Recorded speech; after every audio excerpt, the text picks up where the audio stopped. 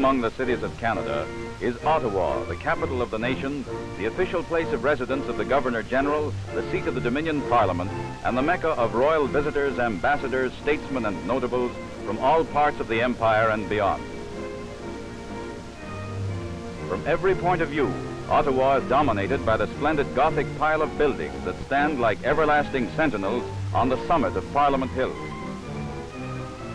The center block, housing the Senate and House of Commons, is the hub of the Government of Canada, a dominion embracing 9 provinces covering more than 3.5 million square miles of territory. War has always been the molder of nations, and it was war, an almost forgotten war of the long ago, that was responsible in no small measure for the present location of the capital city of British North America.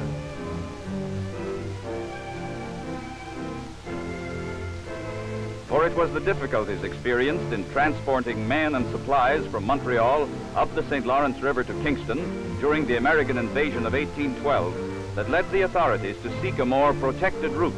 The route decided upon was that of the Ottawa River and its tributaries, and this made necessary the building of the Rideau Canal. Colonel John By of the Royal Engineers was the officer in charge of the undertaking. Today, a simple memorial marks the scene of his efforts, a monument located near the junction of the Rideau Canal and the Ottawa River, in the very shadow of Connaught Place, a busy hub in the pulsating heart of a thriving city.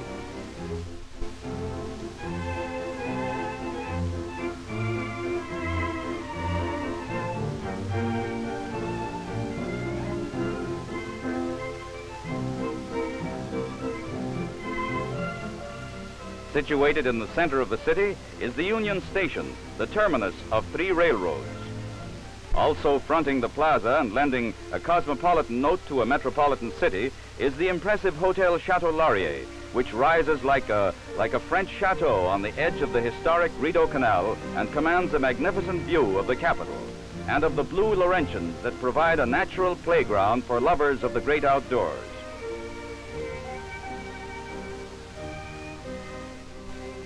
With 207 industries located in the capital, Ottawa ranks among the first 7 cities of the Dominion. But politically, Ottawa is Canada's most important city, for here the administration of the nation is carried on under the watchful eye of the Prime Minister and the members of his cabinet from their offices in the dignified buildings that form a background for Parliament Hill and combine to create a setting of rare and exquisite beauty. The new Confederation Building contains government departments whose activities are concerned with agriculture, industry, and labor. Science is represented by the National Research Council, where experiments are constantly being conducted to improve Canada's well-being and high standard of living. The Victoria Memorial Museum and the National Art Gallery contain the most important collections of art, anthropology, and mineralogy in Canada. The Parliamentary Library, one of the finest examples of Gothic architecture, contains nearly 500,000 books and pamphlets dealing with subjects of national interest. Another subject of national interest is the Royal Mint, from whence come the coppers and 5 and 10 cent pieces, and the larger silver coins that most people seem to prefer. Here, currency of the country is fabricated from metals mined in the great ore districts of the Canadian North. For lovers of history, the Dominion Archives is the realization of a collector's paradise, for within these walls are many priceless documents pertaining to Canadian events, dating from the 16th century to the present time.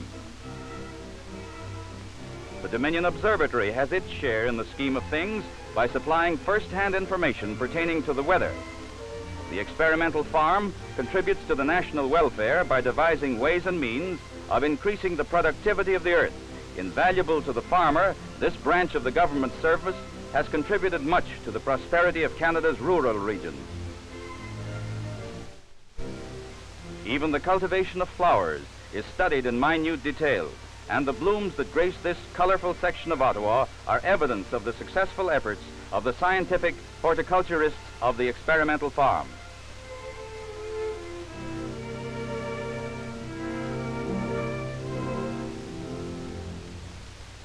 As a fitting background for Ottawa's impressive architecture, the citizens of the capital city have been unstinting in their efforts to reflect the spirit of beauty in the grounds surrounding their homes. Inviting lawns have been cultivated with skill and patience, and the result is even more enchanting than an artist's dream. In Ottawa, people live in homes and not in houses. Each structure reflects a spirit of contentment which is sometimes lacking in the castles of monarchs. Thus, Ottawa has devised the formula for living in the true sense of the word.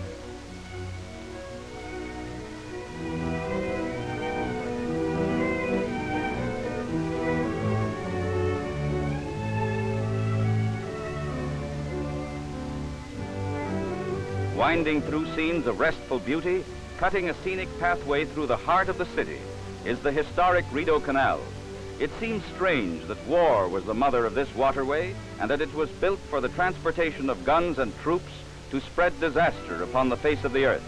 Fortunately, the nations of North America were soon to realize the futility of armed conflict and the mutual advantages of being good neighbors, with the result that the Rideau Canal has never been called upon to fulfill the purpose of its building. Situated near the residential section of Rockcliffe is Rideau Hall, the official residence and the scene of the social activities of Canada's Governor-General. Garden parties are the highlights of the summer social season in the extensive grounds of Rideau Hall. Here, statesmen and diplomats join representatives of church and society to pay their respects to the King's representative.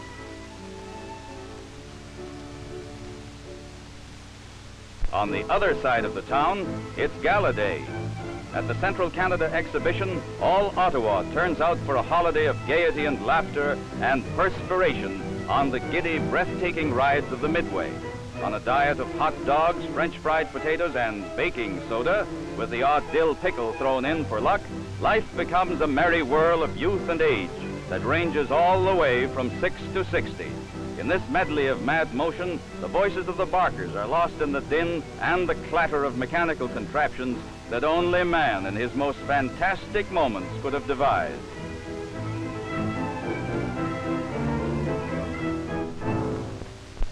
Ottawa has always been famous for the wholehearted way in which its people engage in outdoor sports.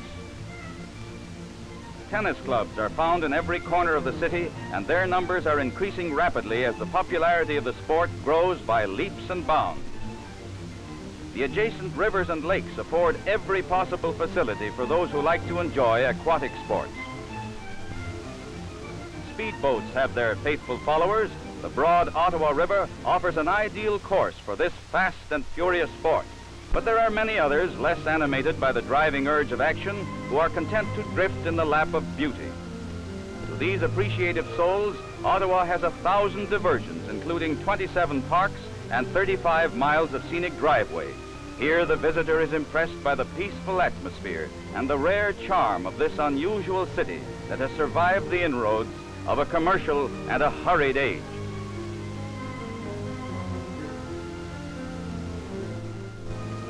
And towering over it all, like a Greek goddess, is the Peace Tower, gracing the heights of Parliament Hill, a tall, slender spire that symbolizes the blessings of a world apart from conflict, that speaks of a promised era yet to come, when man will scrap his instruments of death and learn to live.